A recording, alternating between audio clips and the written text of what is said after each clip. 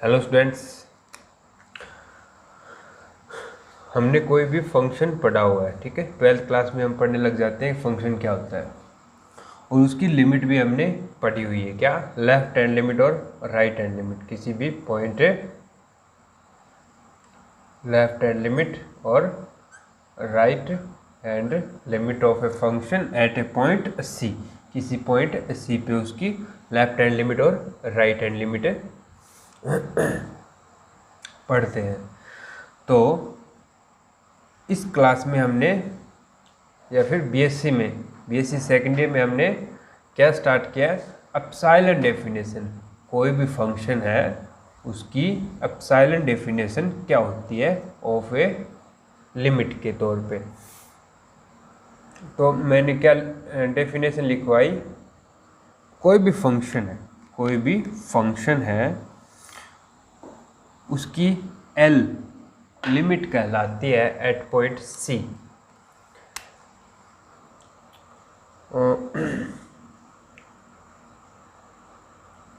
F be a function, ठीक है, and L is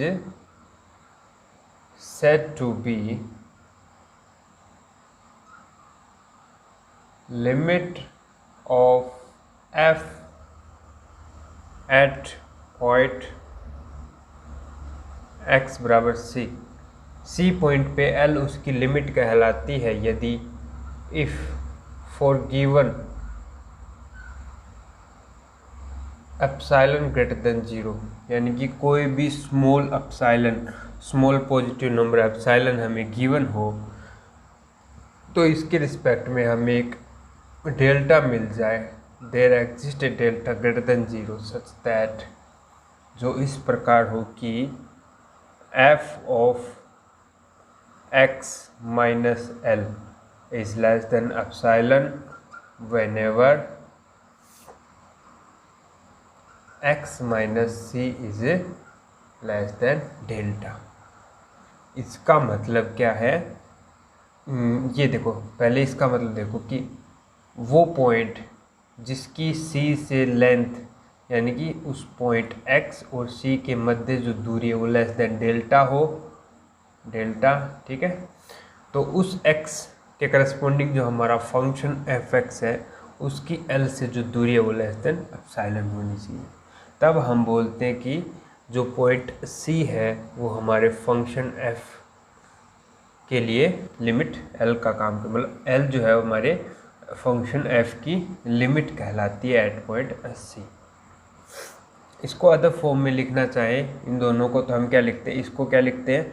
दोनों तरफ L को ऐड कर दो, यानी कि f of x belong to L minus epsilon और L प्लस एप्सिलॉन, ठीक है। ये कैसे आया? देखो, आप क्या करोगे? मॉडुलस हटाओ दोनों तरफ, तो क्या करोगे? इस side greater than minus epsilon, यानी कि F x minus L is less than epsilon और ग्रेटर देन माइनस एप्सिलॉन। दोनों तरफ एल, तीनों तरफ एल ऐड कर दो, यानी कि L minus epsilon is less then F x is greater than L plus epsilon. ये क्या है? एक इंटरवल बन गया, और इनसे एल माइनस एप्सिलॉन से लेके एल प्लस एप्सिलॉन, यानी कि एफ एक्स है वो इनके मध्य है कहीं ना कहीं, यानी कि एफ एक्स जो है वो इस इंटरवल के मध्य आ रहा है। सिमिलरली इसको हम क्या लिखेंगे?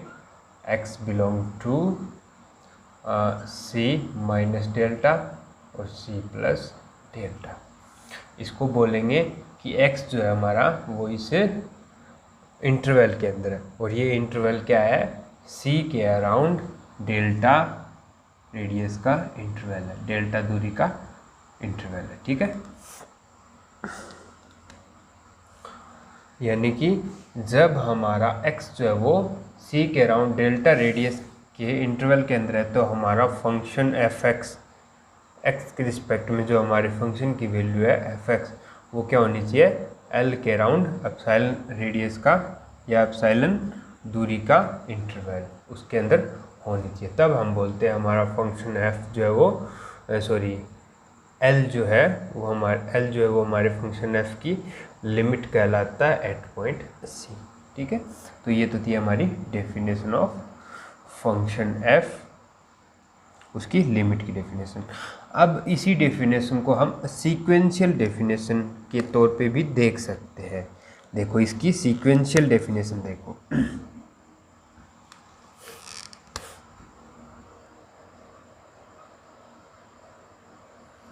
Sequential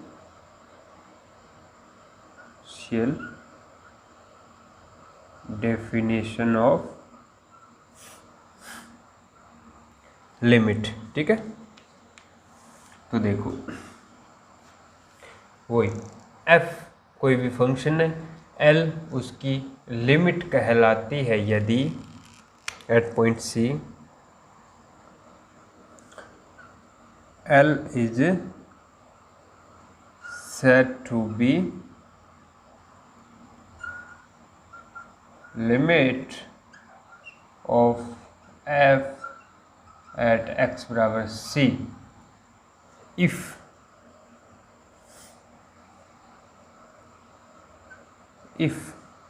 for every sequence in domain, हमारा फंक्शन जो है वो हम ले रहे हैं, फंक्शन जो है वो a से r में ले रहे हैं, ठीक है।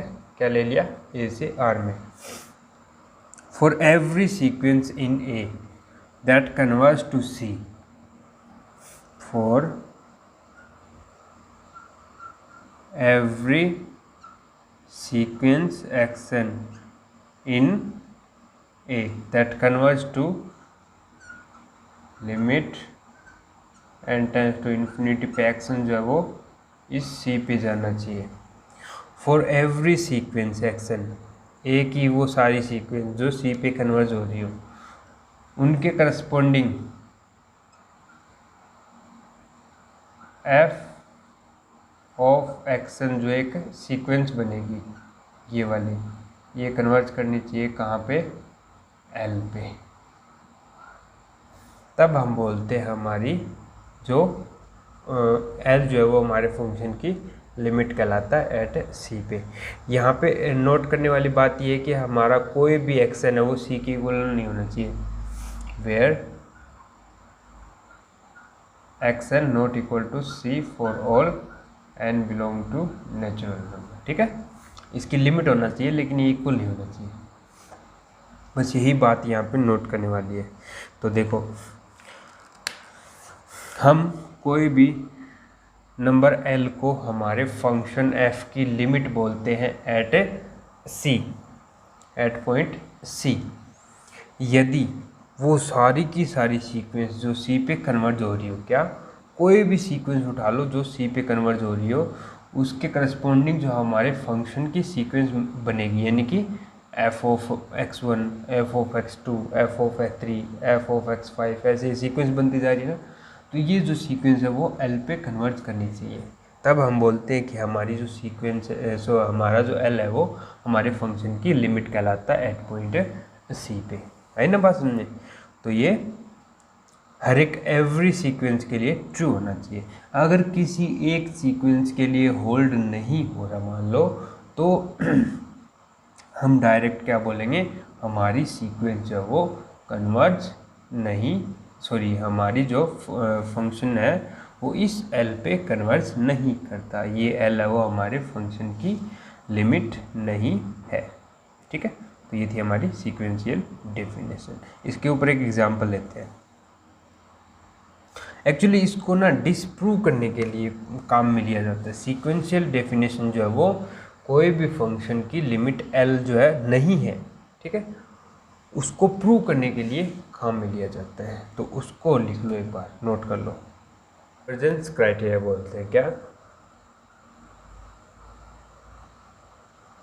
डाइवर्जेंस क्राइटेरिया, इसका मतलब कोई भी फंक्शन है f, वो किसी पॉइंट L पे कन्वर्ज नहीं कर रहा, यानी कि L उसकी लिमिट नहीं है, ये प्रूव करने के लिए देखो हम क्या करेंगे, let f be a function then f is not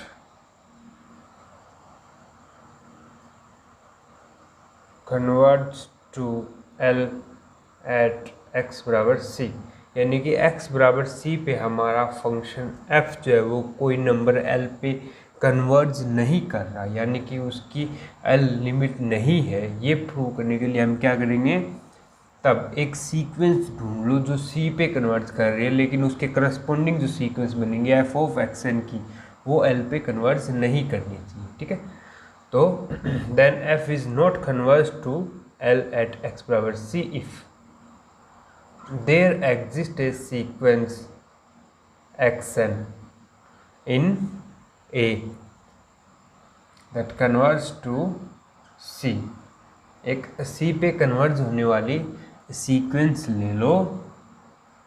if there exist a sequence that converge to c such that f of xn की जो सीक्वेंस बनेगी that not converge to L, ठीक है। यदि यह L पे कन्वर्ज नहीं कर रही हो तब हम बोलते हैं हमारा जो फंक्शन है उसके लिए L है वो उसकी लिमिट नहीं कहलाता या एट x बराबर c पे, ठीक है। तो इसके ऊपर एक एग्जांपल लेते हैं उससे आपका क्लियर हो जाएगा।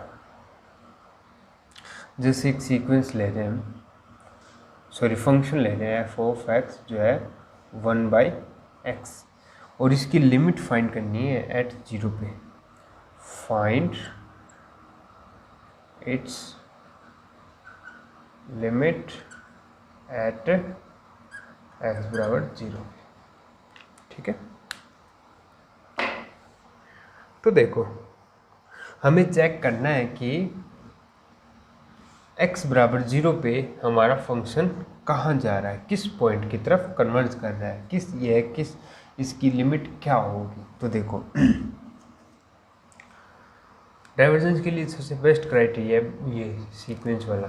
तो हम क्या करेंगे, एक सीक्वेंस ले रहे हैं क्या 0 पे कन्वर्ज करने वाली 1/n ले लो, ठीक है। Let xn is equal to 1/n that converge to 0। जिस पॉइंट पे हमें लिमिट फाइंड करनी है उस पॉइंट पे कन्वर्ज करने वाली एक सीक्वेंस ले ली 1/n। हम चेक करेंगे कि हमारा फंक्शन उस सीक्वेंस पे कैसा बिहेव कर रहा है। तो हम देखेंगे कि f 1/n is equal to क्या हो गया 1/1/n, it means n that converge to infinity as n tends to infinity. यानी कि जो हमारी सीक्वेंस है फंक्शन की f ऑफ xn वो कहाँ कन्वर्ट कर रही है, इन्फिनिटी पे कन्वर्ट कर रही है as n tends to infinity पे। लेकिन infinity does not belong to real number, ये कोई एक रियल नंबर नहीं, इमेजिनरी नंबर है, काल्पनिक है इन्फिनिटी, ठीक है। तो हमारा फंक्शन जो है वो इन्फिनिटी पे कन्वर्ट कर रहा है, but infinity does not in R, that means function is divergent और f has no limit. It means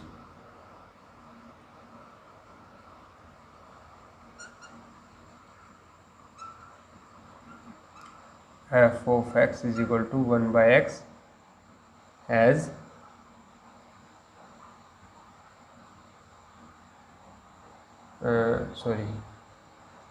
function f does not have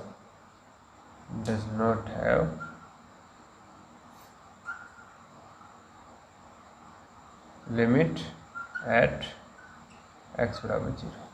तो x बराबर 0 पे इस फंक्शन की लिमिट एग्जिस्ट नहीं कर रही, ठीक है।